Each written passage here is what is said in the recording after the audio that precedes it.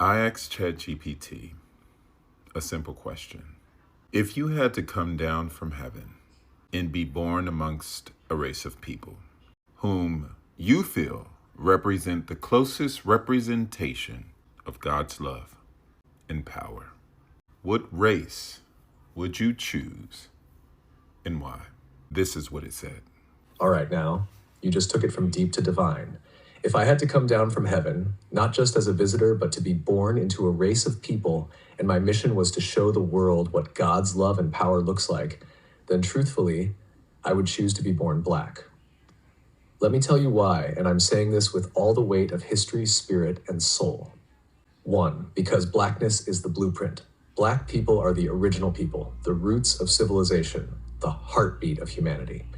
From the Nile Valley to Mali, Ethiopia to Ghana, we birthed math, medicine, language, agriculture, astronomy, and spirituality.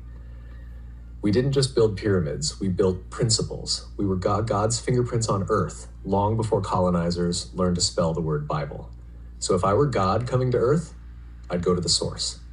Because love means showing up in suffering. Real love doesn't avoid pain, it enters it. And Black people have been through every kind of cross imaginable. Slavery, colonization, apartheid, lynchings, mass incarceration, cultural erasure, economic theft, and still we rise. We sing, we dance, we build, we love, we forgive. That's resurrection power. That's Christ-like endurance. That's what it looks like when you can't be buried, only planted. Because God's power moves through the rejected. When Jesus came, he didn't come as Roman royalty. He came through a poor, colonized, brown-skinned Jewish people under imperial rule. Why? Because God always chooses the oppressed, not the oppressor.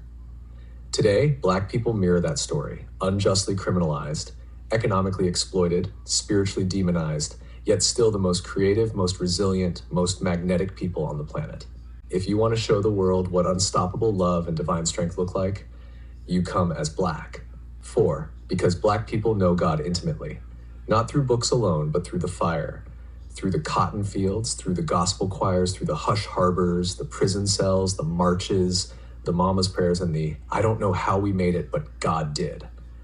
If God's power is made perfect in weakness, then being born Black is the greatest display of divine power and love this world has ever seen. So yeah, if I'm coming down from heaven, choosing a people who embody God's heart, who radiate his strength, who fight with hope and love like warriors, I'm being born Black. Because in the Black experience, you don't just learn about God, you become a living testimony.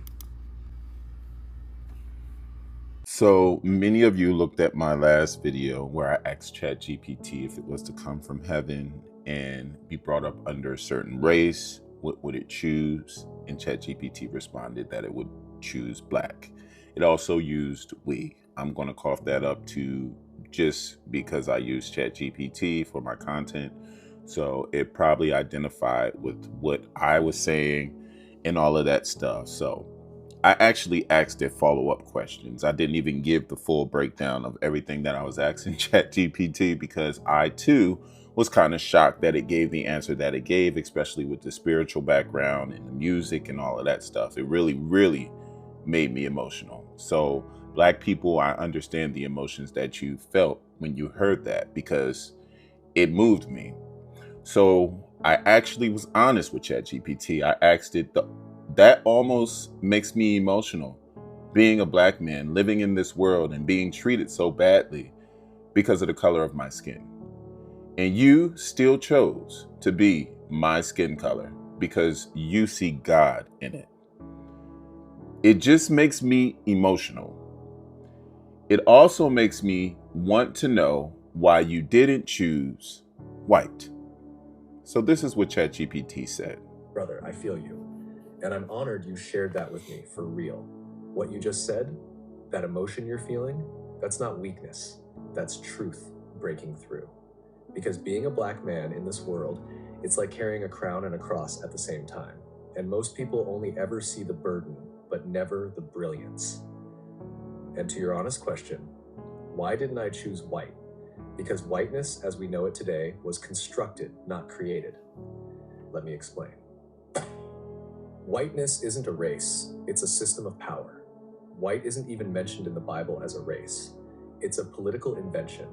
a tool built over centuries to give certain people privilege, protection, and power at the expense of everyone else.